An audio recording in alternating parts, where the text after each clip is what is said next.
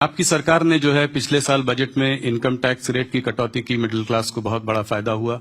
अभी GST rationalise करा है तो उससे भी जो है लोगों के हाथों में बहुत पैसा आया है, अच्छा पैसा आया है। तो क्या आपको लगता है कि इसका लाभ एक आम आदमी को मिल पाया है और क्या इससे इकोनॉमिक एक्टिविटी बढ़ेगी, इन्वेस्टमेंट बढ़ेगा? जरूर मिल पाया है।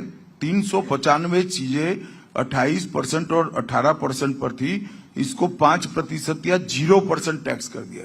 और ज्यादातर चीजें रोजमर्रा की उपयोग की चीजें थी जो हमारी माताएं बहनें खरीद करती थी। और ये पूरा फायदा पास ऑन हो, इसके लिए वित्त मंत्रालय ने एक कमेटी बनाई है। इसका क्लोज मॉनिटरिंग हो रहा है और पास हो भी रहा है। इसीलिए इस बार दीपावली और छठ पूजा में, भैया दूज में विक्रम रिकॉर्ड तोड़ने वाली खरीदी हुई है और व्यापारी बहुत खुश है, महिलाएं भी खुश है। मैंने ये भी सुना है अमित जी की ड्रग्स कार्टल्स पर भी आपका एक बहुत बड़ा हमला है और आपका एक बहुत बड़ा प्लान है कि इसको भी जो है उखाड़ कर फेंकना है इस देश से। तो इसके बारे में कुछ हमें बताएं कि कहां पे इस पर आपके क्या टारगेट्स हैं, कैसे आपने इसको अप्रोच किया? ये बहुत गंभीर समस्या है जी, जो हमारी आने वाली नस्लों को खोखला करती है। हमने 5 साल में इसका इंफ्रास्ट्रक्चर बनाने का काम पूरा कर लिया है। 5 साल में से 3 साल हमने अपने ही रिकॉर्ड तोड़ते गए, रिकॉर्ड तोड़ ड्रग्स जब्त किया है, जलाया भी है रिकॉर्ड बनाकर, और ढेर सारे अपराधियों को पकड़ा भी है। अब पूरे भारत के सभी राज्यों की पुलिस और सेंट्रल एजेंसियां मिलकर इनकी कार्टेल की बड़ी मछलियों को घेरने के लिए कार्य योजना बनाई है। और मैं आशा करता हूं कि 2-3 साल के अंदर ड्रग के सिनेरियो में भारत में ड्रास्टिक गिरावट आएगी और बहुत अच्छी सफलता हमारे देश की सभी राज्यों की पुलिस को मिलेगी। सब लोग एक साथ एकमुश्त होकर ड्रग के दूषण के सामने जंग लड़ रहे हैं। एक सवाल एसआईआर के बारे में मैंने आपसे पूछा था, एक बड़े पर्सपेक्टिव पे ये जानना चाह रहा था कि अभी जो है इलेक्शन कमीशन ने अनाउंस किया है कि 12 स्टेट्स और यूनियन टेरिटरीज में ये एक्सरसाइज करेगी। काफी सारी स्टेट्स हैं, वेस्ट बंगाल, तमिलनाडु, वो कह रही हैं कि कोई भी हालत में हम इसको करने नहीं देंगे। तो ये संभव हो पाएगा क्या इनके इतने स्ट्रांग रेजिस्टेंस? देखिए, तो चुनाव आयोग को देखना है, हमें नहीं करना है। मगर हमारी पार्टी का, पूरे एनडीए का चुनाव आयोग को एसआईआर के लिए समर्थन है। और एसआईआर कोई पहली बार नहीं हुआ है, 1955 से लेकर 2004 तक हुआ है एसआईआर। कांग्रेस के समय में भी कई बार एसआईआर हुआ है। कितने सारे लोगों की मृत्यु होती है, कितने सारे नए मतदाता आते हैं, कितने सारे लोगों के एड्रेस बदलते हैं, ढेर सारे घुसपैठिए घुसे। तो मतदाता सूची का शुद्धिकरण होना ये बहुत जरूरी होता है। और मैं नहीं समझता इसमें सहयोग करने की जगह विपक्ष क्यों इसका विरोध कर रहा है।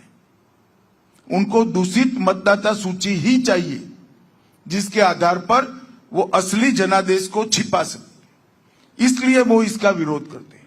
वरना सबने सहयोग करना चाहिए। हर बूथ में हर पार्टी को अपना एजेंट बनाने की छुट्टी दी है चुनाव आयोग ने।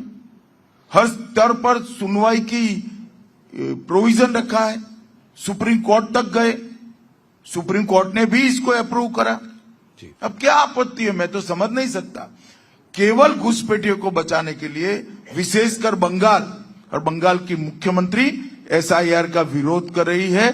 भारतीय जनता पार्टी एसआईआर की एक्सरसाइज के साथ, एनडीए एसआईआर की एक्सरसाइज के साथ एकमुश्त होकर चुनाव आयोग के समर्थन में।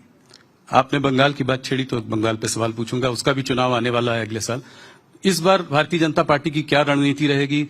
आपने 2019 में 41% वोट शेयर लाए थे, अच्छी सफलता मिली थी लोकसभा चुनाव में। उसके बावजूद आप जो है वहां पे स्टेट इलेक्शन नहीं जीत पाए पिछली बार। अच्छी सीटें आई, 77 सीटों तक आप गए। अगले बार रणनीति क्या होगी? क्या आपको उम्मीद है कि सरकार पश्चिम बंगाल में आपकी बनेगी? आप चुनाव को इस तरह से नहीं देख सकते। आपने बड़े सरलता से कि स्टेट इलेक्शन नहीं जीत पाए, मगर स्टेट इलेक्शन में क्या हुआ? भारतीय जनता पार्टी की 4 सीटें थी, 77 हो गई। 100 साल से भी पुरानी और आधी सदी जिन्होंने बंगाल पर राज किया, वो कांग्रेस पार्टी की 0 सीट 25 साल तक जो जिन कम्युनिस्टों ने राज किया है उसकी बंगाल में 0 सीट। तो भारतीय जनता पार्टी ने अपनी जमीन प्राप्त कर ली है, एक नींव बनी है और ये नींव पर आगे बड़ी इमारत बनेगी। इस बार बंगाल चुनाव निश्चित रूप से भारतीय जनता पार्टी जीतने जा रही है, इसका मुझे पूरा विश्वास है। किसी चेहरे को आगे करके लड़ेंगे कि जैसे पहले मोदी जी को चेहरा मानकर लड़ रहे थे वैसे ही लड़ेंगे बंगाल में? नहीं, वो तो बंगाल यूनिट को तय करना है, अभी बैठे भी नहीं है जी। सभी लोग बिहार में लगे हैं, जब चुनाव आएगा तब तय करेंगे। थोड़ा बात तमिलनाडु की करना चाहता हूं, वहां पर आपका एआईडीएमके के संग गठबंधन है इस बार। क्या कुछ बात विवेक जी से भी हो रही है इस वक्त भारतीय जनता पार्टी की, ऐसी कुछ अटकलें हैं? तो मैंने सोचा आपसे सीधे पूछूं। देखिए, जो भी फैसला हम करेंगे एनडीए के सभी घटक दल साथ में बैठकर करेंगे, ये बात निश्चित है। हम एनडीए को बड़ा करना चाहते हैं। तो आप डिनाई नहीं कर रहे हैं कि इससे बातचीत हो सकता है चल भी रही हो? मैंने ये भी नहीं कहा कि बातचीत हो रही है, मैंने ये कहा है जो फैसला करेंगे वो एनडीए के घटक दल साथ में बैठकर करेंगे। कुछ जगहों पे ये भी खबर है कि कांग्रेस भी उनसे बात करने की कोशिश कर रही है। सभी लोग कर सकते हैं, इसमें क्या है। केरल पे एक सवाल मेरा, आपने कहा था कि 25% सीट जो है लोकल बॉडी इलेक्शंस में आपको इस बार जीतने की उम्मीद है, तो वहां पे भी स्टेट इलेक्शन है। स्टेट इलेक्शन में आपको कितनी सीटें जीतने की उम्मीद है? 140 सीटें। अभी क्या देर वहां पर है, भी आपका कोई गेम है? अभी देर है, मगर इस पंचायत चुनाव में, म्युनिसिपैलिटी और म्युनिसिपल कॉर्पोरेशन के चुनाव में भारतीय जनता पार्टी 25% वोट प्राप्त करेगी और हम अच्छी खासी संख्या में सीटें भी जीत कर लाएंगे। अमित जी, एक आध दो और सवाल आखिरी में। एक सवाल जो मैं आपसे पहले भी पूछ चुका हूं पर आज फिर पूछना चाहूंगा, भारतीय जनता पार्टी अपना नया अध्यक्ष कब घोषित करेगी? अब तो बिहार के चुनाव के बाद ही होगा, पर उसके बाद हो जाएगा, काफी दिन से प्रायोरिटी में हो जाएगा बिहार चुनाव के बाद। जाते जाते एक आखिरी सवाल, आप खादी पहनते हैं, खादी मैंने पढ़ा भी है, आपसे बात भी की है इस बारे में। इसके पीछे क्या, कब ये शुरू हुआ, इसके पीछे क्या कहानी है?